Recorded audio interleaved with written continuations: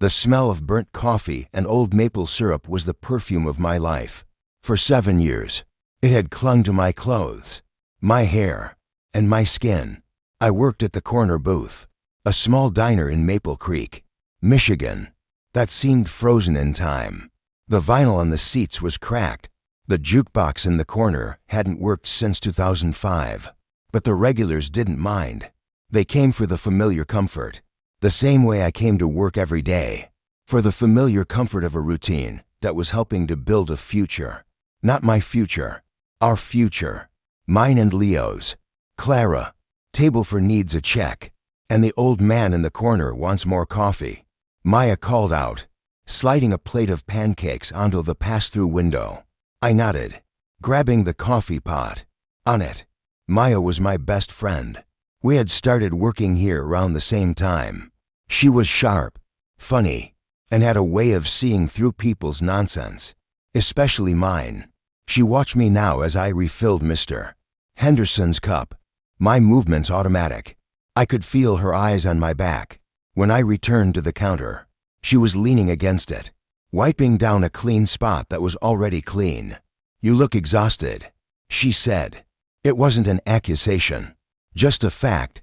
"Long night," I replied, forcing a smile. Leo was studying late for his final board exams. I was making flashcards. Maya stopped wiping. "You were making flashcards?" "Clara, he's almost 30. Can't he make his own damn flashcards?" I bristled, my defensiveness flaring up instantly. He was exhausted. "Maya, he'd just finished a 36-hour shift at the hospital. It's the least I could do. This is the final push. In a few weeks, he'll officially be Dr. Leo Vance. All of this will have been worth it." "All of what, exactly?" she asked, her voice softer now. "Your life, your savings, your dream of going to art school?" I flinched. The mention of art school was a low blow. It was a dream I had packed away in a dusty box 7 years ago. When Leo got his acceptance letter to the University of Michigan's medical school, we couldn't afford for both of us to chase a dream. His was more important, more concrete. A doctor could save lives. An artist just paints. That's what I told myself. "Anyway, it's a partnership," I said, my voice firm. "When he succeeds, we succeed. We're a team." Maya just shook her head slowly, her dark ponytail swinging.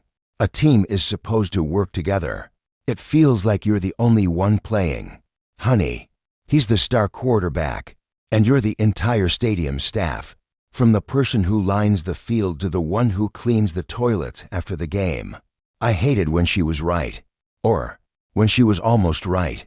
It wasn't that bad. Leo was loving. He was kind. He was just busy. The life of a medical student, and then a resident, was grueling. It was a marathon of sleepless nights, immense pressure, and endless studying. He didn't have time for the little things. That's where I came in. I handled the rent, the bills, the groceries, the cooking, the cleaning. I managed our small world so that he could focus on conquering the bigger one. That night, our apartment felt quiet and empty. Leo had called to say he was stuck at the hospital, that some VIP patient had a complication. He sounded tired, distant. "Don't wait up for me," he'd said, his voice crackling over the phone. "Okay. I love you," I whispered.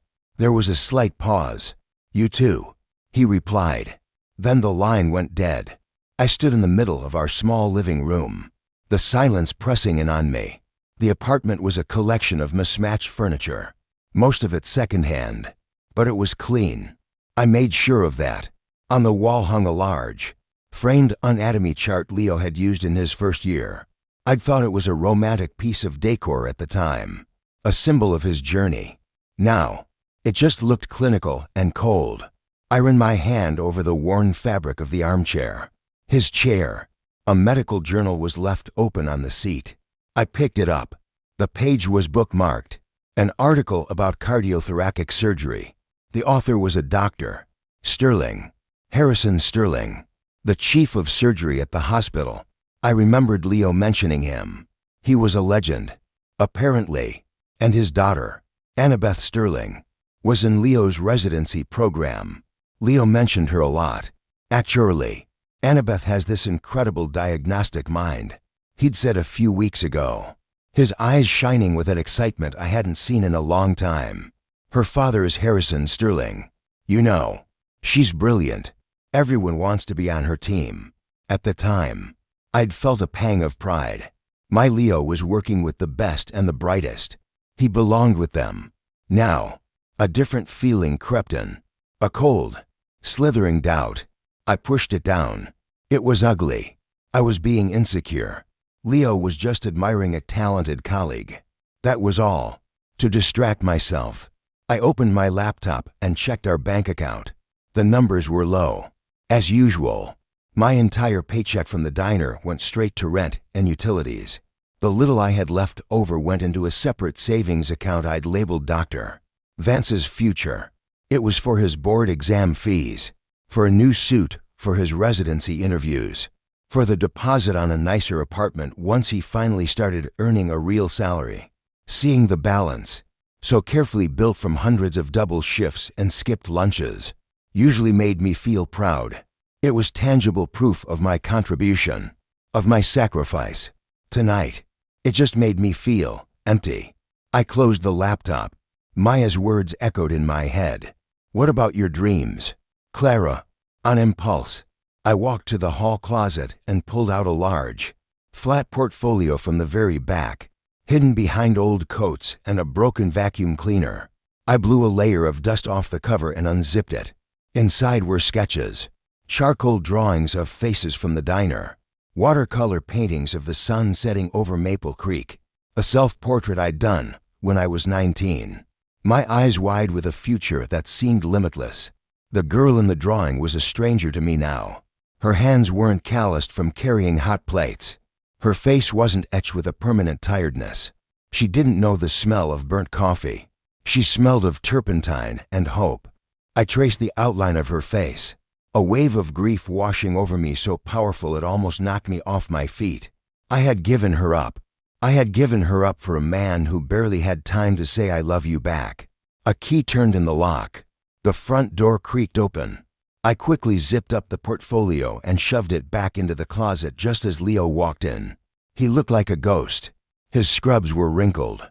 His dark hair was a mess. And there were deep, purple shadows under his eyes. Hey, he said, his voice flat. Hi, I replied, trying to sound cheerful. Rough night. He dropped his bag on the floor with a thud. You have no idea. He walked past me into the kitchen and pulled a bottle of water from the fridge. He didn't kiss me. He didn't touch me. He hadn't for a while. I was worried.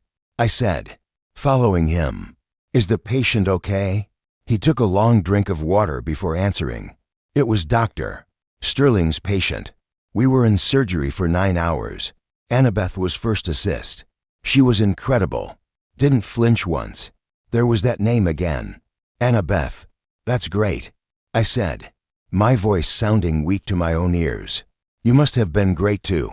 He shrugged, avoiding my eyes. I did my job. He looked around the tiny kitchen as if seeing it for the first time. He wrinkled his nose slightly. Did you cook cabbage again? I felt my stomach clench. It was on sale.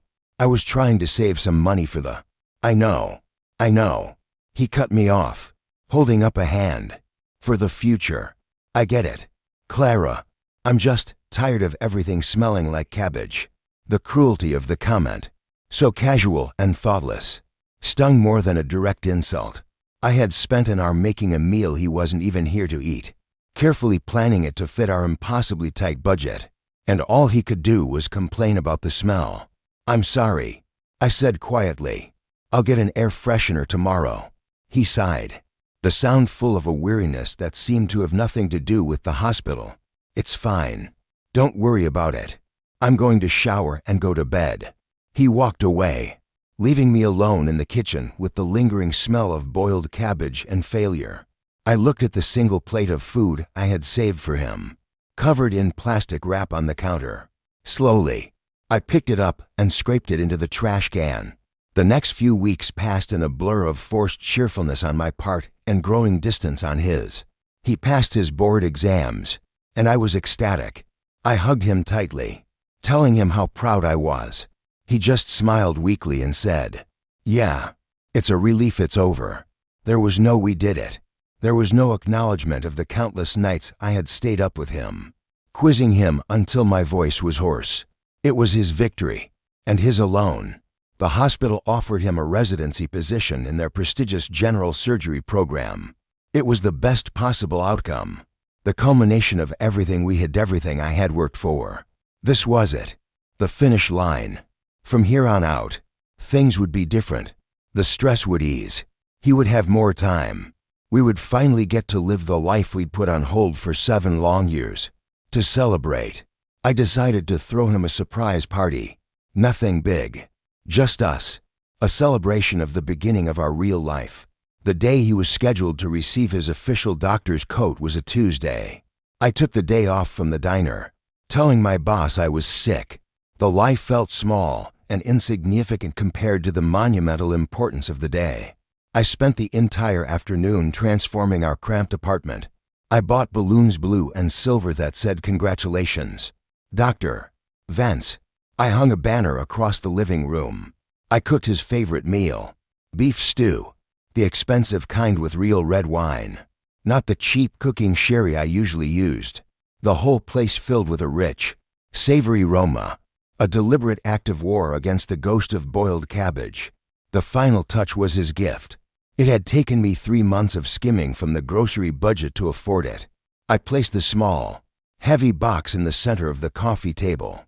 Inside was a top-of-the-line Littman cardiology for stethoscope.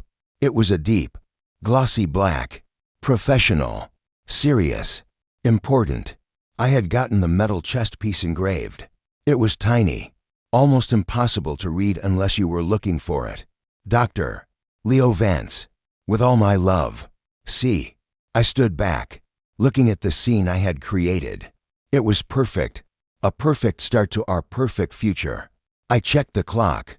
He would be home any minute. My heart hammered in my chest, a giddy, nervous rhythm of anticipation. For 7 years, I had been the person in the background. Tonight, I wanted to be the person he saw first, the one who had been there all along, waiting at the finish line with open arms. I heard the sound of footsteps on the stairs outside our door, followed by the familiar jingle of his keys. I quickly lit the candles on the small cake I had bought. I smoothed down my dress, took a deep breath, and prepared the biggest, brightest smile I could manage. The key slid into the lock. The doorknob turned.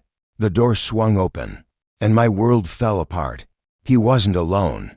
Standing slightly behind him, looking elegant and poised in a sleek black coat, was a woman I recognized from the photos in the hospital newsletter. Her blonde hair was perfect. Her smile was polite but distant. It was Annabeth Sterling. My smile faltered, then died completely. The balloons seemed to mock me. The smell of the stew suddenly felt nauseating. Leo looked at me, then at the balloons, then at the cake. His face was a mask of pale, cold shock. There was no joy in his eyes, no love. There was only pity, and a terrible, gut-wrenching finality. He stepped inside, but Annabeth stayed in the doorway, a silent, beautiful executioner. "Clara," Leo said, his voice quiet and devoid of any emotion I recognized. "We need to talk." Time seemed to slow down, stretching into a thick, syrupy silence. The 3 of us stood frozen in a tableau of domestic horror. Me, by the cake with its flickering candles. Leo, framed in the doorway, a stranger in his own home. And Annabeth, a perfect, polished specter of a future I was not invited to. Her eyes, a cool, intelligent blue, darted around the room, taking in the pathetic, handmade banner and the cheap balloons. There was a flicker of something in empathy, perhaps, or just clinical assessment. "Leo," I whispered, my voice a dry rustle. He finally moved, turning his head slightly towards Annabeth. "Maybe you should wait in the car," he said, his tone low and controlled. She gave a small, almost imperceptible nod. She didn't look at me. It was as if I wasn't there at all. Just a piece of furniture in a room she was about to vacate. "I'll be downstairs," she murmured, and then she was gone, pulling the door closed behind her, leaving a gust of cold air and expensive perfume in her wake. The click of the door latch was like a gunshot in the quiet room. Now we were alone. What was she doing here? "Leo," I asked, my hands clenching into fists at my sides. "On tonight of all nights?" He wouldn't meet my eyes. He stared at the worn spot on our cheap rug. The one we always joked was a map of a country we'd invent one day. "This isn't working. Clara." The words were so simple, so mundane. They were the kind of words you use to describe a faulty appliance. Not the end of a 7-year relationship. Not the end of a life. "What isn't working?" I asked, my voice trembling. "The party. I can take the decorations down if you don't like them. I just thought we should celebrate. We finally made it." I gestured around the room, a frantic, pleading motion. "This is it. The finish line."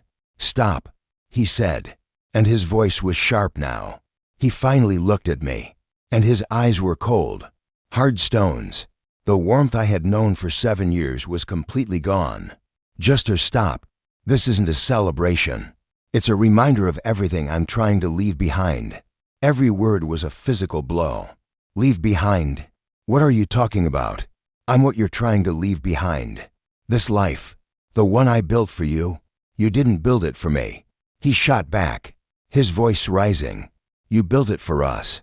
For this fantasy you have in your head where we get a little house with a white picket fence, and I come home every night at 5. That's not my life. Clara, it never will be." Tears started to well in my eyes, hot and blurring my vision. "I never said I wanted that. I just wanted you. I wanted to be your partner." He let out a short, bitter laugh. "My partner? Annabeth is my partner. We speak the same language. We understand the pressures, the ambition. When I talk about a Whipple procedure." Her eyes light up with intellectual curiosity. "What do you do?" "Clara, you ask if that's a new kind of coffee." The condescension in his voice was suffocating. He was twisting my attempts to understand his world into proof of my inadequacy. "I work 12-hour shifts at the diner so you don't have to worry about rent," I said, my voice cracking. "I count every penny so you can afford your textbooks. I've put every single one of my dreams on hold for yours. For 7 years. Doesn't that count for anything?" "Of course it counts," he said, but his tone was dismissive. He started pacing the small room, his movements agitated. "Trapped, and I'm grateful. Okay, but it's also a weight. I can't breathe. Clara, I go to these hospital fundraisers, these dinners with the department heads, and what am I supposed to say? This is my girlfriend, Clara. She manages a diner. They look at me, and then they look at you, and they don't get it. You don't fit. I've been trying to make you fit into my world, but it's impossible. We're from 2 different worlds." The world tilted on its axis. He was ashamed of me. After everything, after all the sacrifices, he was ashamed. The man whose stained scrubs I washed without complaint. The man I held when he cried after losing his first patient. The man whose future I had treated as more sacred than my own, was ashamed of me. The tears now flowed freely, silent streams of acid down my cheeks. "So that's it. 7 years. And you're just throwing it all away because I'm not a doctor? Because I'm not her." He stopped pacing and stood before me. He looked exhausted, but it was the exhaustion of a man who had finally unburdened himself of a terrible secret. "I'm sorry," he said. The words were automatic, meaningless. "I didn't want it to happen this way. I didn't know you were doing all this." He gestured vaguely at the balloons. "But it's better this way. A clean break. A clean break. As if 7 years of intertwined lives could be snipped apart like a thread, leaving no frayed edges, no gaping wounds. I love you, I whispered, a last, desperate plea. It was the only weapon I had left. For the first time, a flicker of something that looked like pain crossed his face. He reached out, as if to touch my arm, but then let his hand drop. The Leo you love doesn't exist anymore. Clara. Maybe he never did. He turned and walked towards the door. My mind was screaming. A silent, primal shriek. Don't let him go. Stop him. Say something. But I was paralyzed, frozen by the sheer, brutal efficiency of his cruelty. He paused at the door and reached into his pocket. He pulled out his key ring. With a deliberate movement, he slid a single key off the ring, our apartment key. He walked back to the coffee table and placed it down. It landed with a soft, metallic click right beside the small, beautifully wrapped box containing his gift. My gift. The stethoscope. The symbol of the future he was now running towards. A future that included Annabeth and hospital galas and a life I wasn't good enough for. I'll have my friend pick up the rest of my things next week, he said, his back to me. I think that's for the best. And then he opened the door and walked out. The door clicked shut, and the silence that followed was absolute. It was a vacuum, sucking all the air, all the sound, all the life from the room. I stood there for a minute, maybe 10. I don't know. My body was numb, a hollow shell. My eyes fell on the key he had just used to let himself, and Annabeth, into our home, the key he was now leaving behind. Slowly, like an old woman, I walked to the coffee table. My gaze shifted from the key to the gift. My hands, still trembling, reached for the box. I fumbled with the ribbon, my fingers clumsy and useless. I tore the paper away and lifted the lid. There it was, the black, gleaming stethoscope. It was heavy in my hands, a solid, expensive weight. I ran my thumb over the chest piece, feeling for the engraving. I tilted it towards the light from the window. The tiny letters shimmered. Dr. Leo Vance, with all my love. C. A sound tore from my throat. A guttural sob of such profound agony it felt like it was ripping me in two. The 7 years, the sacrifices, the flashcards, the smell of cabbage, the empty bank account, the dusty art portfolio in the closetide all came crashing down on me in one unbearable wave. I wasn't his partner. I was his sponsor. I was a convenience, a 7-year-long stepping stone that he had now firmly stepped off of, onto a brighter, more promising shore, and he hadn't even looked back. My grief turned molten, transforming into a white-hot rage. My eyes darted around the room. The balloons, the stupid, cheerful balloons. I walked over to the first one. Congratulations. And I didn't just pop it. I squeezed it between my hands until it exploded with a deafening bang. Then the necks, and the necks. Bang, bang, bang. Each sound was a small, satisfying act of destruction. I tore the banner from the wall, ripping the smiling cartoon doctor in half. I marched into the kitchen, grabbed the pot of beef stew, his favorite, the expensive stew, and dumped the entire thing into the trash can. It landed with a sickening, wet slap. Finally, I was left with the cake. The candles had burned down, leaving little trails of colored wax on the white frosting. I stared at the words piped in blue icing. We're so proud of you. We. There was no we anymore. There was only me. I plunged my hands directly into the cake, smashing it, destroying the words, until my fingers were covered in sticky frosting and my rage dissolved back into heartbreaking sobs. I slid down the kitchen cabinets until I was sitting on the cold linoleum floor, a mess of cake and tears. This was my celebration. This was the finish line. My phone was on the counter. My hand, shaking and covered in frosting, managed to grab it. I scrolled through my contacts until I found her name. Maya. I pressed call. She answered on the second ring. Hey, you feeling better? She asked, her voice cheerful. Ready to come back to the land of the living and serve some coffee tomorrow? I tried to speak, but only a choked gasp came out. Clara. Her voice sharpened instantly with concern. Clara, what's wrong? What happened? He's gone. I managed to whisper, the words scraping my raw throat. Maya, he's gone. There was a moment of stunned silence on the other end of the line. Then, her voice came back, low and furious. That son of a bitch. I knew it. Another pause.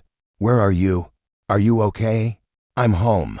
I cried, looking around at the wreckage of my party, the wreckage of my life. I don't know what to do. Don't do anything, she said, her voice firm, commanding. Don't move. Don't clean anything up. Just stay on the floor if you have to. I'm coming over. I'll be there in 10 minutes. The line went dead. I dropped the phone on the floor beside me. I pulled my knees to my chest, wrapping my arms around them, and I sat there in the silence, surrounded by popped balloons and the sweet, cloying smell of destroyed cake. The shock was beginning to wear off, replaced by a cold, terrifying numbness.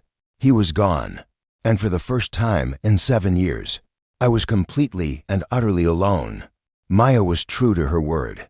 9 minutes later, she was pounding on my door. For a moment, I didn't move from the floor. The thought of getting up, of facing her, felt like an impossible task.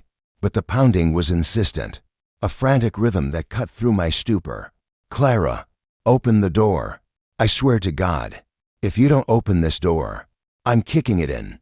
I dragged myself up, my limbs heavy and sticky with cake.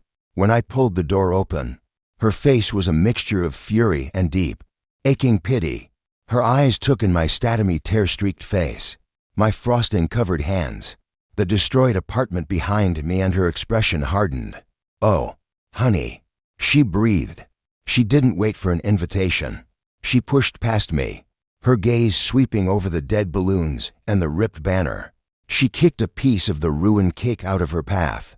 He's not just a son of a bitch, she muttered, her voice shaking with rage. He's a monster. She turned back to me, and her anger softened into pure, unwavering support. She grabbed my arm and gently pulled me towards the bathroom. Come on, let's get you cleaned up. She turned on the shower, not waiting for me to protest.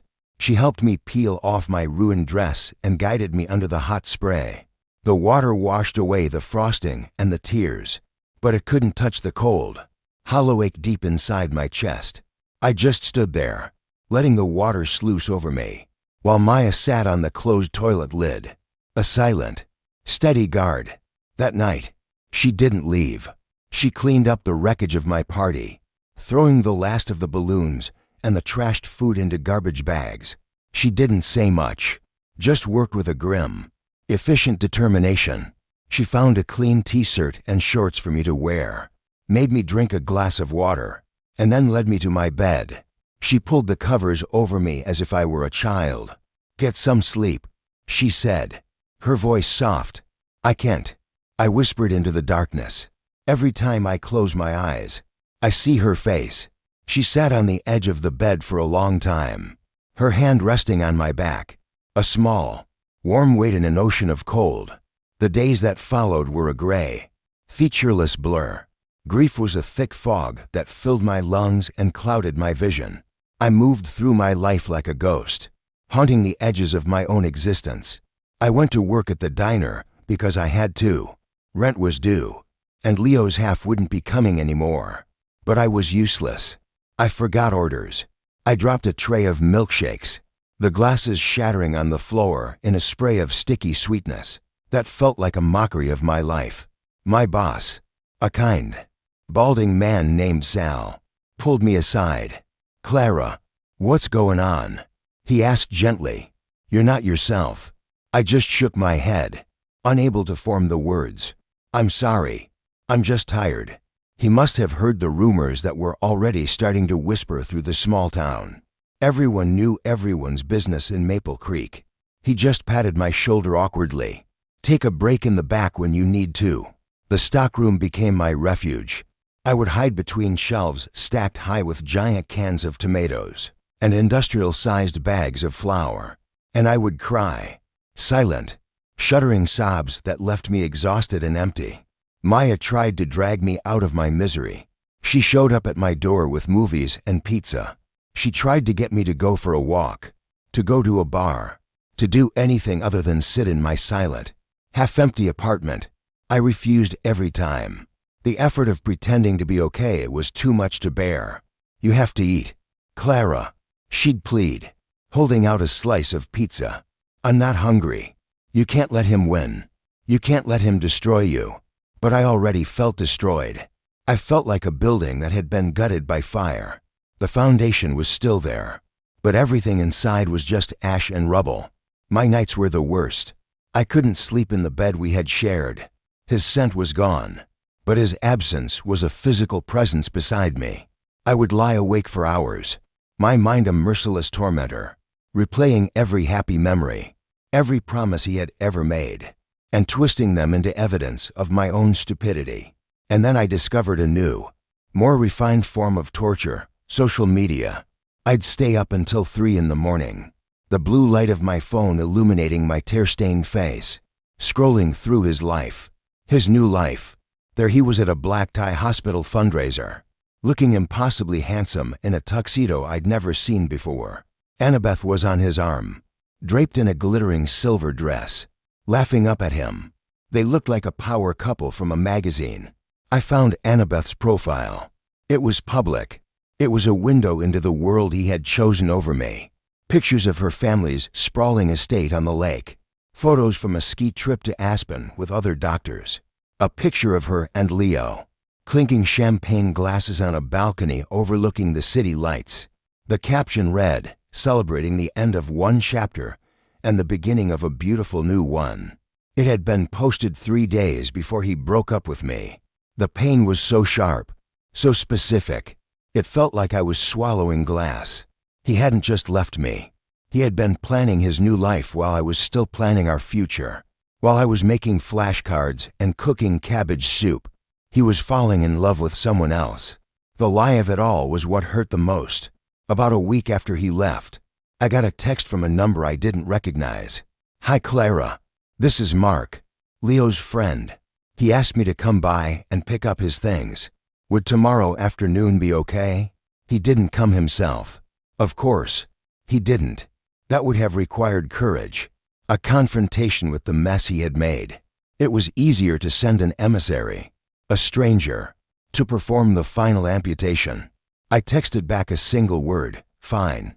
Mark arrived the next day. He was a lanky, nervous resident I vaguely recognized from a hospital picnic 2 years ago. He couldn't look me in the eye. "Hey," he mumbled, shifting his weight from foot to foot in the doorway. Leo made a list. He handed me a piece of paper. It was a neat, bulleted list of his possessions: anatomy textbooks, desk lamp, gray armchair, framed anatomy chart. It was cold, transactional, like a packing list for a trip. I stood aside and let him in. I watched, numb and detached, as this stranger dismantled my life. He packed Leo's books into a cardboard box. He unplugged the ugly desk lamp from the wall. He and a friend he'd brought with him struggled to maneuver the gray armchair his armchair out the door. I sat on the couch, hugging a pillow to my chest, and just watched. Each item that left the apartment took a memory with it. The books he had spent hundreds of hours studying, the lamp that had illuminated his late nights, the chair where he used to sit and tell me about his day. The last item on the list was the anatomy chart on the wall. It was large and heavy. As Mark lifted it off the hook, it left a clean, faded rectangle on the pale yellow paint, a perfect outline of what used to be there, a ghost on the wall. When they were done, the apartment felt cavernously empty. The living room was missing its centerpiece. The bookshelf had huge gaps, like missing teeth. Mark stood in the doorway, the last box in his hands. "That's everything," he said, still avoiding my eyes. He told me to tell you he wishes you the best." I almost laughed. It was the most pathetic, cowardly, meaningless sentiment he could have possibly sent. I just nodded, unable to speak. Mark gave me a final, pitying look and then left. I was alone again. But this time it was different. It was final. His physical presence was completely erased. All that was left were the invisible things, the memories that clung to the air like dust motes. That night, I opened the closet and found a small box tucked away on the top shelf. It was my box, my Leo box. Inside was a collection of our 7 years, ticket stubs from our first movie, a terrible horror film, that made me laugh instead of scream. A dried, crumbling rose from our first anniversary. A postcard he'd sent me from a medical conference in Chicago. A handful of silly photo booth strips where we were making goofy faces. I sat on the floor, surrounded by these paper ghosts, and I cried until I had no tears left. I cried for the 19-year-old girl who fell in love with a brilliant, ambitious boy. I cried for the woman who gave up her own dreams to support his. And I cried for the fool who believed that love and sacrifice would be enough. Because, in the end, they weren't. They weren't even close. The weeks bled into a month, and the fog of grief, while still present, began to thin in places. I could see the edges of my life again, but I didn't recognize the landscape. My world had been so small, so completely centered around Leo, that without him, I was lost. My entire routine, my purpose, had vanished. I no longer stayed up late, waiting for him to come home. I no longer spent my days off doing his laundry or grocery shopping for his favorite foods. My time was suddenly my own, and the vast, empty expanse of it was terrifying. I continued my work at the diner, a robot programmed for a single task: take order, deliver food, refill coffee, repaint. The regulars, who had known me for years as Leo's girl, now treated me with a gentle, cautious pity. They'd ask me how I was doing, their eyes full of a kindness that felt like sandpaper on my raw nerves. I would just smile a tight, brittle smile and say, "I'm fine, thanks," before rushing away.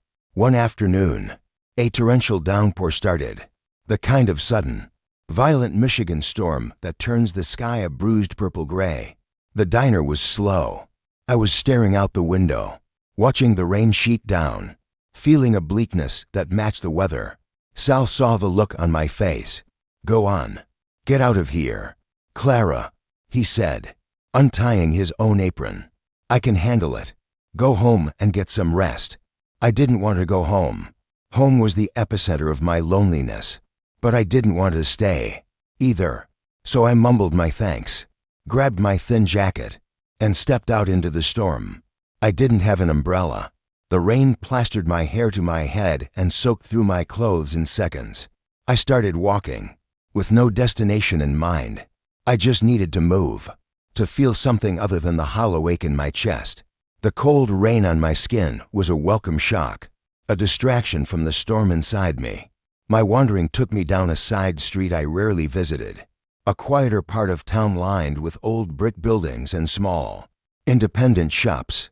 I was shivering, my teeth chattering, when I saw it. A warm, yellow light spilled out from a storefront window. The sign above, painted in elegant, curling script, read, "The Page and Bean." Below it, in smaller letters, "Used books and fresh coffee." I had never been inside. It always seemed too quiet, too intellectual for me.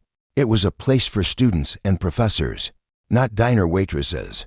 But the promise of warmth and shelter was too strong to resist. I pushed open the heavy wooden door, a small bell chimming my arrival, and stepped inside.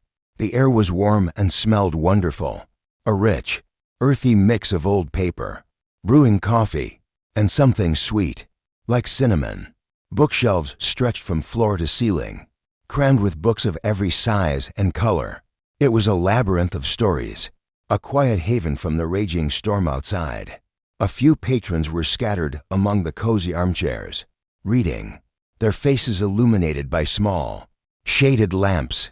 It was peaceful. A man was standing behind a worn wooden counter, polishing a pair of glasses with a soft cloth. He looked up when I entered. He had kind eyes, the color of warm honey, and a quiet, thoughtful face. His dark hair had a few threads of gray at the temples, and a faded flannel shirt was rolled up to his elbows. "Rough day to be without an umbrella," he said, his voice as calm and quiet as the shop itself. He gestured to the coat rack by the door. "You can hang your jacket there. You look like you could use a hot drink." On the house, I was too cold and miserable to argue. "Thank you," I mumbled, hanging my dripping jacket. "Tea, coffee, hot chocolate?" he asked. already turning to the espresso machine behind him. "Tea would be nice," I said. As he worked, his movements were efficient and graceful. I found myself studying him. I realized I had seen him before. He sometimes came into the diner for breakfast, always sitting alone in a booth by the window, a book open beside his plate. He was always polite, always left a good tip, but he never made small talk. He was just a quiet, solitary fixture. He placed a steaming mug on the counter in front of me. "Earl Grey. Hope that's okay." "It's perfect. Thank you." I wrapped my cold hands around the mug, letting the warmth seep into my fingers. "I'm Clara," I said, not sure why. I hadn't offered my name to a stranger in years. He smiled, a small, genuine smile that made his eyes crinkle at the corners. "I know. I'm Ethan. You know who I am. It's a small town," he said with a slight shrug. "And you're a fixture at the corner booth. I'm usually the guy with the book in booth 4. I felt a blush creep up my neck. "Oh, right. I'm sorry. Don't be." He interrupted gently. "It's your job to bring me coffee, not to memorize my life story." He leaned against the counter, his demeanor relaxed and unthreatening. "So, Clara from the corner booth, what brings you to my humble establishment in the middle of a deluge?" I wasn't sure how to answer. The truth felt too heavy, too messy to dump on a near stranger. But his calm presence was disarming. He wasn't looking at me with pity, just simple, open curiosity. "I was just walking," I said, looking down into my tea, trying to, I don't know, think. "This is a good place for thinking," he said. "Sometimes the stories on the shelves are so loud, they drown out the ones in your own head." I looked up at him, surprised by his perception. That was exactly how I felt. My own story was a broken record, playing the same painful song over and over. We stood in a comfortable silence for a moment. He didn't press me for more information. He just let me be. "I heard about you and Leo," he said finally, his voice soft, almost hesitant. "I'm sorry. That's a tough thing to go through." I braced myself for the usual platitudes. "You're better off without him. There are other fish in the sea." But he didn't say any of that. He just acknowledged my pain, simply and directly. "Yeah," I said, my throat tight. "It is." "So," he said, changing the subject with a subtle skill, "what do you like to do, Clara, when you're not working or going through tough things?" The question caught me off guard. It was the same question Maya had asked me, but coming from him, it felt different. It wasn't an accusation. It was just a question. "What do you like?" "I don't know anymore," I confessed, the admission feeling shameful. I used to like to draw, to paint. A long time ago." A light sparked in his eyes. "Really? What kind of things?" "Anything. People. Mostly. Landscapes. Whatever I saw." "What happened?" he asked. I shrugged, the old, familiar excuse ready on my tongue. "Life. My boyfriend was in medical school. It was expensive. I had to work. There wasn't time for hobbies." He nodded slowly, his gaze thoughtful. He didn't say, "You should have made time." He didn't judge me. He just listened. "Well," he said after a moment, "time is something you seem to have now." It was true. I had endless, empty oceans of it. He walked out from behind the counter and gestured towards a small, quiet corner of the shop. There, on an easel, sat a half-finished canvas. It was a painting of the very street we were on, rendered in soft, moody oils that perfectly captured the feeling of a rainy afternoon. Next to it, on the wall, were several other small paintings for Celia, portrait of an old man, a study of a vase of sunflowers. "A local artist brings these in," he explained. "She says painting is the only thing that keeps her sane." He looked from the paintings to me. "A talent like that shouldn't be forgotten, Clara. It shouldn't be packed away in a box." My breath hitched. How could he know? How could he know about the dusty portfolio I kept hidden in my closet? A secret shrine to a person I used to be? It was just a phrase, a lucky guess. But it hit me with the force of a prophecy. The rain had started to let up outside, the downpour softening to a steady drizzle. My tea was gone. I knew I should leave. "Thank you for the tea," I said, placing the empty mug on the counter. "And for the conversation."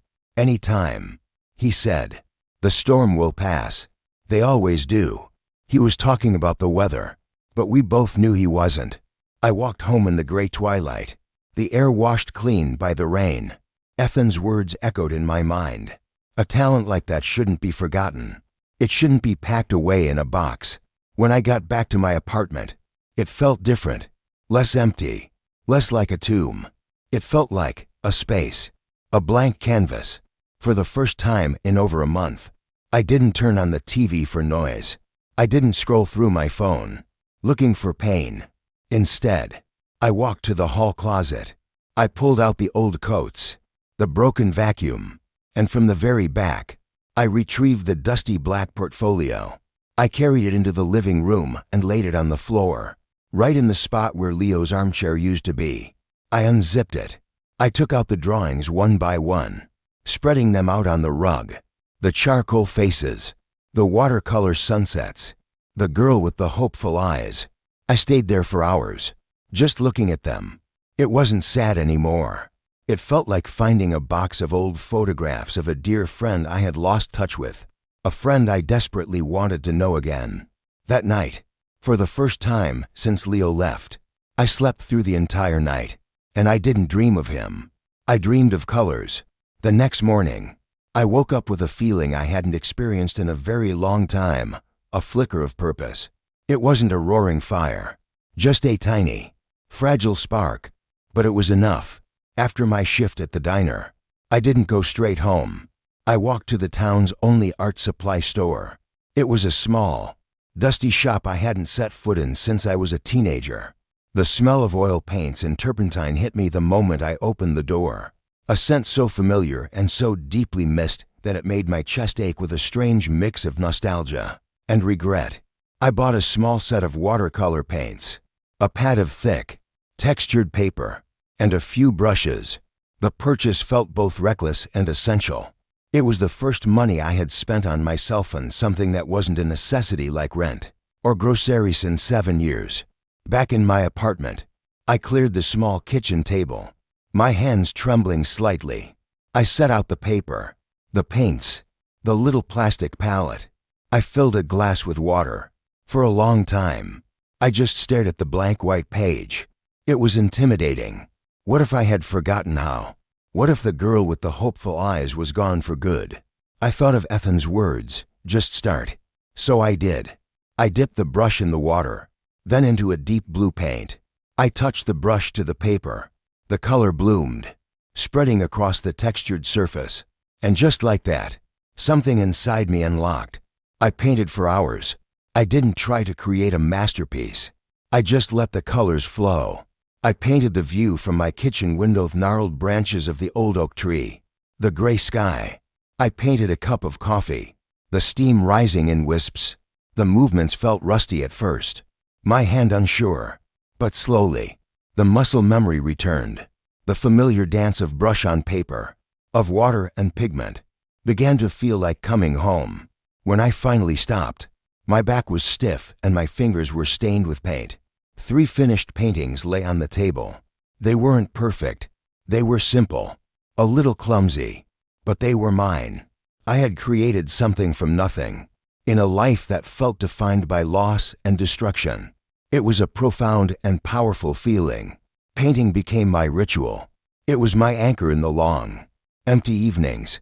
It was my therapy. When I felt a wave of grief for Leo, I painted with dark, stormy blues and angry reds. When I felt a flicker of hope, I used bright yellows and soft greens. I was pouring all the emotions I couldn't speak onto the paper. My art became the diary of my healing. I also started visiting the page and being regularly. It became my sanctuary. I'd buy a coffee and sit in one of the comfortable armchairs, sometimes reading, sometimes just sketching the other customers in a small notebook I carried with me now. Ethan was always there, a quiet, steady presence behind the counter. We fell into an easy rhythm of conversation. He never pried, never asked about Leo. Instead, he asked about my day. He asked what book I was reading. He asked me about my art. One afternoon, I brought one of my small watercolor paintings with me, a landscape of the park by the river. My hands were sweating as I approached the counter. "Hi," I said, my voice barely a whisper. "Clara." He greeted me with his usual warm smile. "The usual. Actually," I said, taking a deep breath. "I wanted to show you something." I pulled the painting from my bag and slid it onto the counter. It felt like I was showing him a piece of my soul. He picked it up carefully, his expression serious. He studied it for a long time, his eyes tracing the lines of the trees, the reflection in the water. "It's beautiful," he said finally, his voice soft with sincerity. "You have a real gift, Clara. The way you capture the light, it's really special." Praise from Leo had always been tied to my utility. "You make the best stew. You're so good at organizing my notes." It was always about what I could do for him. But Effen's praise was different. He was seeing me. He was seeing my talent, the part of me I had kept hidden for so long. A warmth spread through my chest that had nothing to do with coffee. "Thank you," I said, my voice thick with emotion. "Have you thought about showing your work?" He asked casually, as if it were the most natural question in the world. I laughed, a short, nervous sound. "Showing it where? I'm a waitress who doodles. I'm not a real artist." He looked at me, his gaze direct. "Says who? The person who determines if you're a real artist is you. And for what it's worth," he added, tapping the painting gently, "this is real." His belief in me was a foreign and intoxicating thing. It was a seed of confidence that, in the fertile ground of my newfound freedom, began to sprout. My life started to take on a new shape, a new rhythm. I still worked at the diner, but it no longer defined me. It was just a job, a way to pay the bills while I pursued my passion. My evenings were for painting. My days off were for walking through the town, sketchbook in hand, seeing the world with an artist's eyes for the first time in years. Maple Creek, the town I had once seen as a cage, started to reveal its hidden beauty. Maya noticed the change in me. "You're smiling again," she said one day during a lull at the diner. "A real smile, not that creepy one you were doing for a while." I laughed. "I feel lighter. It's the art, isn't it?" she said, her eyes knowing. "And maybe that cute, quiet bookshop owner you keep talking about?" I felt my cheeks flush. "Ethan is just a friend." She said, not looking convinced. "Well, whatever it is, it looks good on you. It's about time you had a life that was actually yours." She was right. I was building a life from the ground up, a life based on my own interests, my own passions. It was quiet. It was small. It wasn't the glamorous, high-powered world Leo inhabited, but it was authentic. It was mine. One crisp autumn evening, Ethan was hosting a small poetry reading at the shop. He had invited me to come. I felt nervous, out of place, but I went anyway. The shop was filled with a gentle, appreciative crowd. I found a seat in the back, content to just listen and observe. As the last poet finished, Ethan stepped up to the small microphone to thank everyone for coming. His eyes scanned the crowd, and for a moment, they met mine. He gave me that same small, genuine smile. In that moment, surrounded by books and art and quiet, thoughtful people, I felt a sense of belonging I had never felt in Leo's world of competitive residence and sterile hospital corridors. After the crowd had thinned, I was helping him stack a few chairs when he turned to me. "I have an idea," he said, his expression thoughtful. "That wall, by the coffee bar, it's looking a little bare." I looked over at the large, empty brick wall. "I was thinking," he continued, "that it would be a perfect place to hang some local art. A few paintings, maybe. Change them out every month or so." He paused, his gaze meeting mine again. "I was thinking you could be the first artist I feature." I stared at him, my heart starting to pound. "Me, Ethan. I can't. My paintings aren't good enough. Let me be the judge of that. He said gently. Just think about it. No pressure. But I think people should see your work. I walked home that night in a daze. My own exhibition. It was a terrifying, exhilarating thought. It was the kind of dream the 19-year-old girl in my self-portrait would have had. For 7 years, I had put all my energy into making Leo's dream come true. The idea that my own dream might actually be within reach was almost too much to comprehend. I stayed up late that night, not with grief, but with excitement. I looked through all the paintings I had done over the past few months. There were dozens of them, a visual chronicle of my journey from heartbreak to healing. They were good. I could see it now. They were really, truly good. I could do this. I wanted to do this. The next day, I walked into the page and beamed with a new confidence in my step. Ethan was behind the counter, a book open in front of him. He looked up as I approached. "Clara, you've been thinking." I smiled. A real, full, genuine smile. "I have," I said. "And my answer is yes." His answering smile was brighter than any light in the shop. "I was hoping you'd say that." We spent the next hour planning it out, deciding which paintings to hang, where to place them. The excitement was a current of electricity between us. It felt like a true partnership, a collaboration. For the first time in my adult life, I felt like an equal. I left the shop that afternoon feeling like I was floating on air. The future, which had once been a terrifying black hole, now seemed bright with possibility. I was finally standing on my own 2 feet, building a life I could be proud of. I was no longer just Leo's girl. I was Clara Brooks. I was an artist, and I was happy. It was a fragile happiness, I knew, but it was real. And as I walked home, the setting sun painting the autumn leaves in brilliant shades of gold and red, I felt a deep, profound sense of peace. I had survived the storm. The worst was over. Or so I thought. The next 2 weeks were some of the happiest I could remember. My life had a new center of gravity. Instead of revolving around Leo's needs, my days were now structured around my art. I spent every spare moment painting, preparing for my small exhibition at the Page and Bean. The impending deadline gave me a focus I hadn't had in years. I wasn't just painting away my sadness anymore. I was painting towards a future. Ethan was my silent partner in this venture. He installed professional gallery lighting along the brick wall, consulted with me on which frames would look best, and treated my watercolors with the reverence of a museum curator. His quiet, unwavering belief in me was the scaffolding that held up my fragile new confidence. There was an unspoken connection growing between us, a gentle current of mutual respect and affection that was as comforting as the warm, book-scented air of his shop. I was finally starting to feel whole again. The gaping wound left by Leo was beginning to scar over. It was still there, a tender spot in my memory, but it no longer ached with every breath. I could go a whole day without thinking of him. Sometimes, I even went to. Then, one Thursday afternoon, Maya shattered my peaceful new world. I was behind the counter at the diner, wiping down the stainless steel surface, humming to myself. The lunch rush was over. Maya walked over from the break room, her face unusually grim.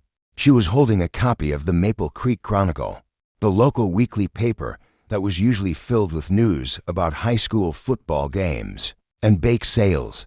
She folded it open on the counter in front of me, her finger pointing to a picture. "I'm so sorry, Clara," she said, her voice low. "I thought you should see this before someone else showed you." My humming stopped. I looked down, and the floor fell away from beneath my feet. It was a large, glossy photograph on the society page. Leo and Annabeth. They were standing close together, beaming, her hand resting on his chest, a massive diamond ring flashing on her finger. They looked radiant, triumphant, and impossibly perfect. He was wearing the same tuxedo I'd seen in his social media pictures. She was in a stunning white dress. They looked like they belonged on top of a wedding cake.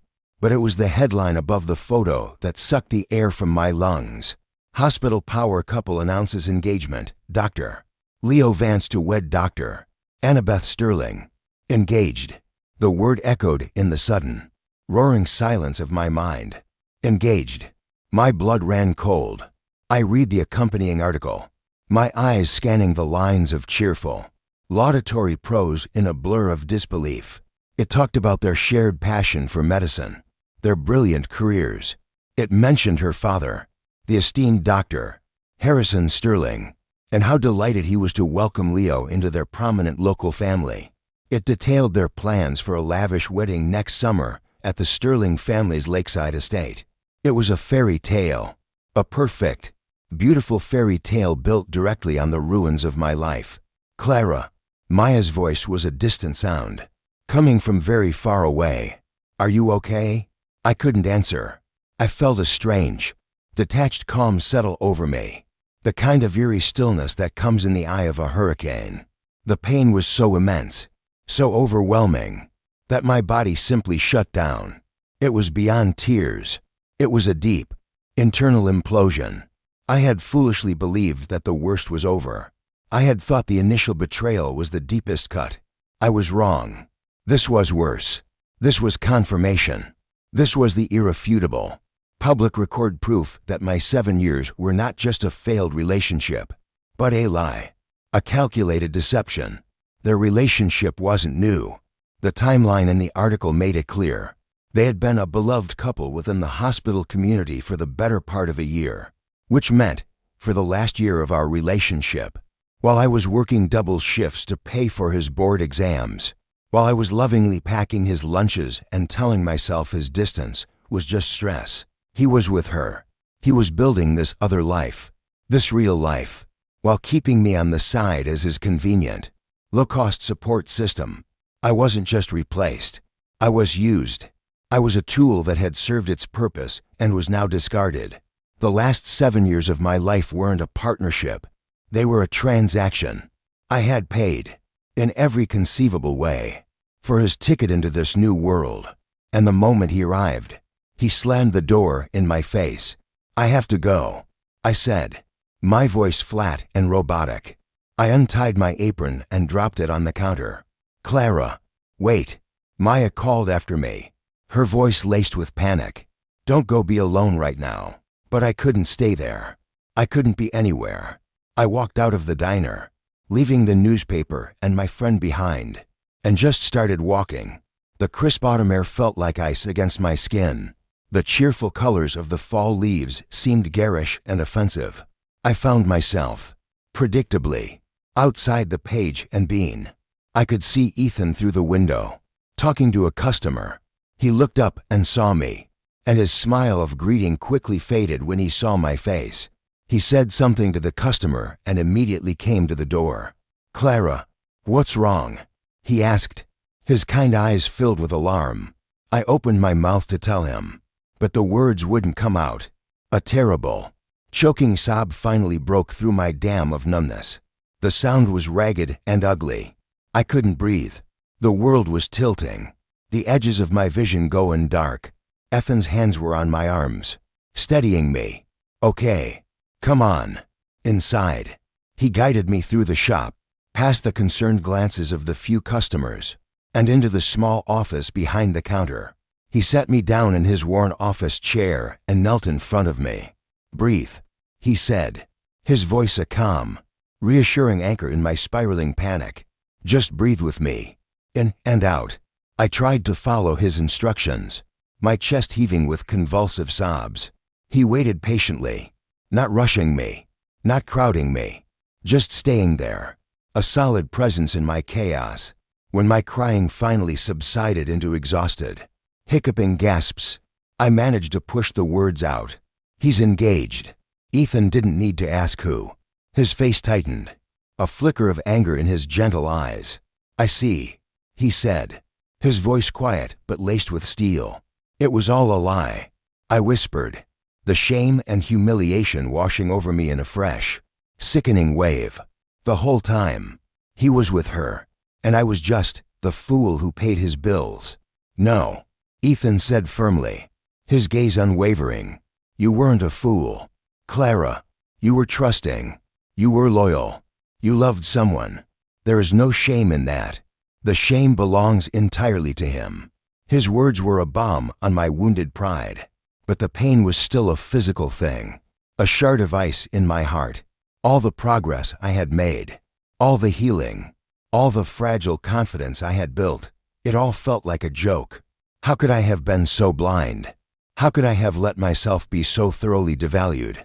The exhibition. I said, my voice hollow. I can't do it. What? Why not? Because it's a fraud. I cried, gesturing wildly. All those paintings about healing and finding myself, it's a lie. I'm not healed. I'm right back where I started. I'm a pathetic cliché. The dumped girl who took up a hobby. No one wants to see that. I want to see it, he said, his voice unwavering. Maya wants to see it. Sal from the diner wants to see it. That nice old lady who buys the mystery novels wants to see it. You know why? Because what you've done is not a lie. Clara, it's the truest thing in the world. You took the worst pain of your life and you made it into something beautiful. That's not pathetic. That's the definition of strength. I stared at him, tears blurring my vision again. He saw strength where I saw only weakness. He saw beauty where I saw only wreckage. I don't feel strong. I whispered. You don't have to. He said. You just have to keep going. Don't let him take this from you. 2. He's taken enough. This art, this show, this is yours. Don't let his shadow fall on it. I wanted to believe him. I wanted to be the strong person he saw. But the public announcement of the engagement felt like a final, crushing verdict on my life. He had won. He had gotten everything he ever wanted: the career, the money, the perfect, society-approved fiancé. And what did I have? A part-time job at a diner and a few dozen watercolors. It felt like an unbearably unfair cosmic joke. I left the bookshop that day feeling more lost and broken than I had on the night he left. The small flicker of purpose I had found was extinguished, drowned by a tidal wave of inadequacy and shame. I went home to my empty apartment, and I didn't paint. I packed my art supplies away, putting them in the back of the same closet where they had languished for 7 years. Ethan was wrong. The storm hadn't passed. It had just been regrouping, waiting to hit me with its full, devastating force. And this time, I was afraid I wouldn't survive it. The days following the engagement announcement were a retreat into darkness. I called Sal and told him I had the flu, that I couldn't come into work. It was a lie, but the truth felt far too complex and pathetic to explain. The thought of facing the pitying glances of the regulars, of having to make small talk over coffee and pancakes, was unbearable. I needed to be invisible. My apartment, which had started to feel like a sanctuary, once again became my prison.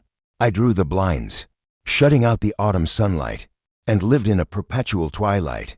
I didn't paint. The easel in the corner seemed to mock me, a monument to a foolish, fleeting hope. My art supplies were back in the closet, buried under the weight of my failure. Ethan's words about strength echoed in my mind, but they felt like a foreign language I couldn't understand. Strength was for other people. I was just broken. Maya came by every day.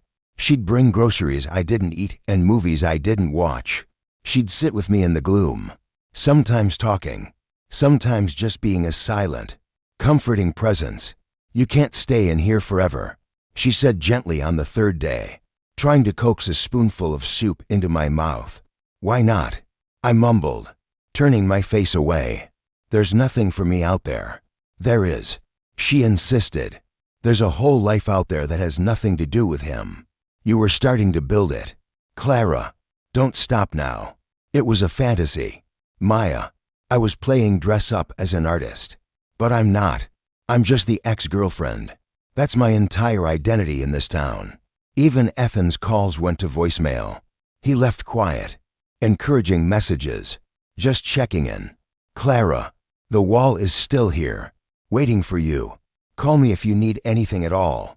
Each message was a small, painful reminder of the hope I had lost. I couldn't face his kindness. I was too ashamed of my own weakness. The day of the scheduled exhibition opening came and went. I spent it in bed, the covers pulled over my head, trying to sleep away the hours. The silence from the outside world was deafening. I had failed. I had let everyone down. Most of all, I had let myself down. A week passed, then another. I was running out of money. I knew I couldn't hide forever. With a sense of dread, I finally dragged myself out of my apartment and back to the diner. The bell above the door chimed as I entered, announcing my return to the world. A few of the regulars looked up. They didn't stare. They just gave me small, sad smiles and went back to their newspapers. Sel met me at the counter. "Good to see you, kid," he said, his voice gruff but kind. "We missed you." He didn't ask if I was better. He knew. The familiar routine of work was both a comfort and a torment. It kept my hands busy, but it left my mind free to churn and obsess. I moved through my shift in a daze, my smile plastered on, my real self hidden away somewhere deep inside. It was a Tuesday, late afternoon, when he walked in. The bell chimed, and I looked up from the coffee pot I was refilling, my standard issue waitress greeting ready on my lips. "Welcome to the corner booth." How can I? The words died in my throat. It was Leo. He stood just inside the door, looking completely out of place in his expensive charcoal suit and polished leather shoes. He looked thinner than I remembered, and there were new lines of stress around his eyes, but he was still devastatingly handsome. My heart gave a painful, violent lurch, a traitorous leap of recognition. For a terrifying second, my only impulse was to run to him. Then I saw the look on his face. He wasn't here to see me. He was here on a mission. His eyes darted around the diner, a flicker of distaste crossing his features as he took in the cracked vinyl and the worn linoleum. He looked like a king visiting the slums. He saw me, and his expression shifted to one of strained politeness. He walked towards the counter, his steps measured and confident. He was no longer the broke, exhausted student I had known. He was Dr. Vance, a man of importance. "Clara," he said, his voice low and smooth. "Can we talk? Somewhere private?" My feet were rooted to the floor.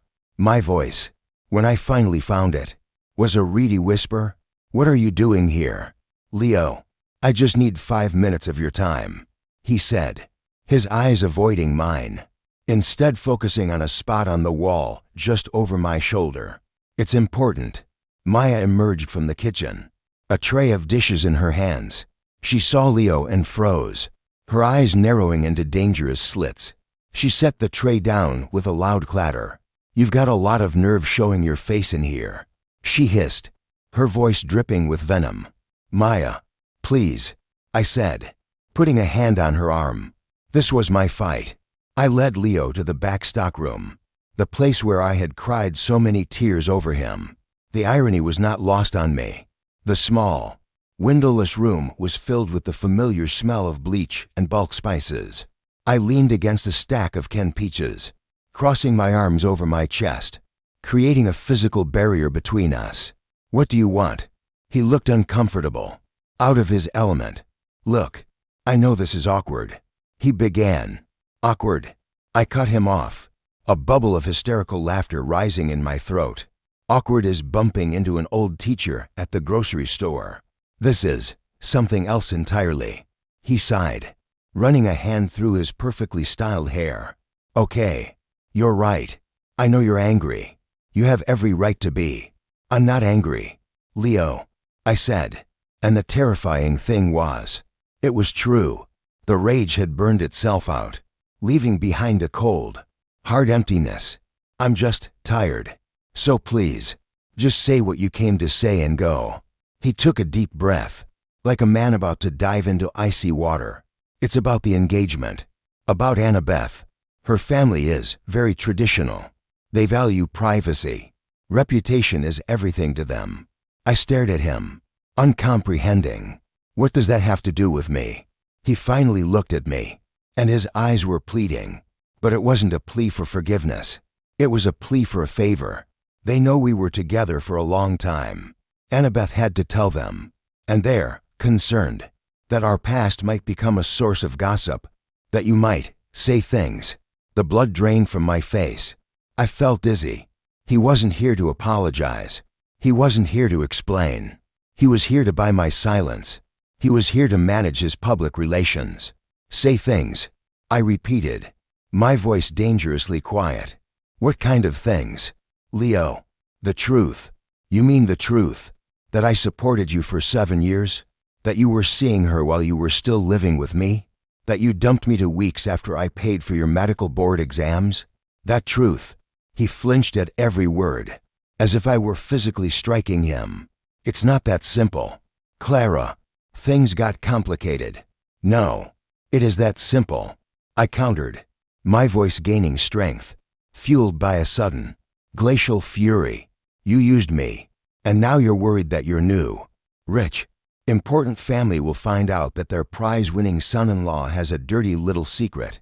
In his past, a waitress from a greasy spoon who knows exactly what kind of man he really is. That's not fair, he protested, his voice rising in frustration. I cared about you. Did you? I shot back. When? In between lying to me? In between dates with your future fiancé? When exactly did the caring happen? Leo, I seemed to have missed it. He had no answer. He just stood there, looking trapped, and in that moment, I saw him for the first time with perfect, devastating clarity. The love I had felt for him, the grief, the heartbreak, it all evaporated. All I saw was a weak, selfish, and profoundly pathetic man.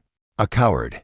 I came here to ask you, as a courtesy, to be discreet, he said, his voice stiff now, his charm replaced by a cold entitlement. For everyone's sake, there's no need to drag all of this up again. It's in the past. Let's just let it be. This was it. My moment of choice. I could be the quiet, agreeable girl he expected me to be. The girl who would nod and accept her fate. Who would swallow her pain to protect his reputation. The girl I had been for 7 years. Or I could be someone else. I thought of Ethan, telling me I was strong. I thought of my paintings, hidden in the closet. I thought of the 7 years I had given away. I stood up straight, uncrossing my arms. I looked him directly in the eye, and for the first time, I didn't feel smaller than him. I felt taller. No, I said. The word was quiet, but it filled the small room with an unshakable power. He blinked, confused. No. What do you mean? No. I mean, no. I repeated, my voice clear and steady. My 7 years are not your dirty secret to be swept under the rug. My story is not an inconvenience to your perfect new life. It's my life. It happened, and I will not be silenced by you or your fiancé's powerful family. I will not make myself small anymore just to make you comfortable. He stared at me, his mouth slightly agape. He was seeing a woman he didn't recognize, a woman I was only just beginning to meet myself. You have your life, Leo, I continued, my voice calm, devoid of the emotion that had plagued me for months. Go live it, but don't you ever come back here and ask me to hide my past to protect your future. Now, I have customers to wait on, so I need you to leave. I turned and walked to the door, my hand on the knob. I didn't wait for his reply. I didn't care what it was. I opened the door and walked back out into the diner, leaving him standing alone amongst the giant cans of peaches. I didn't look back. I knew, with a certainty that settled deep in my bones, that I would never have to look back again. He was in my past, and for the first time, I was ready to walk into my future. Walking out of that stockroom was like walking out of a tomb. I left the ghost of my old self in there with him. As I stepped back into the familiar, brightly lit space of the diner, the world looked different, sharper, clearer. Maya was waiting anxiously by the coffee machine, her eyes wide with questions. I gave her a small, firm nod. A wave of relief washed over her face. She knew, without me saying a word, that a battle had been won. I picked up a coffee pot and walked towards a table of regulars, my movement steady and sure. I could feel Leo's presence behind me as he walked through the diner and out the door. The little bell chimed his exit, a sound of finality, of liberation. I didn't turn to watch him go. He was no longer a character in my story. He was just a footnote. That evening, after my shift, I didn't go home. I walked directly to the page and bean. The lights were on, casting a warm, inviting glow onto the darkening street. I pushed the door open. Ethan was behind the counter, shelving a stack of books. He looked up, and a slow smile spread across his face when he saw me. It wasn't a smile of pity or concern. It was just a smile, a welcome. "Clara," he said, his voice holding a note of gentle surprise. "Hi," I said, feeling a strange, wonderful nervousness. Is the offer still open? For the wall?" His smile widened. He set the books down and leaned against the counter. "The wall has been very patient," he said. "It was beginning to think you'd forgotten about it." "I'm sorry," I said, the apology genuine. "I got lost for a while." "We all get lost sometimes," he replied, his gaze kind and understanding. "The important thing is finding your way back. Are you back, Clara?" I took a deep breath, the air smelling of coffee and old paper and possibility. "Yes," I said, and the word felt like the truest thing I had ever said. "I'm back." The next few days were a whirlwind of renewed purpose. I retrieved my art supplies from the closet. But this time, I didn't just take them out. I organized them. I bought a proper artist's tabouret to hold my paints and brushes.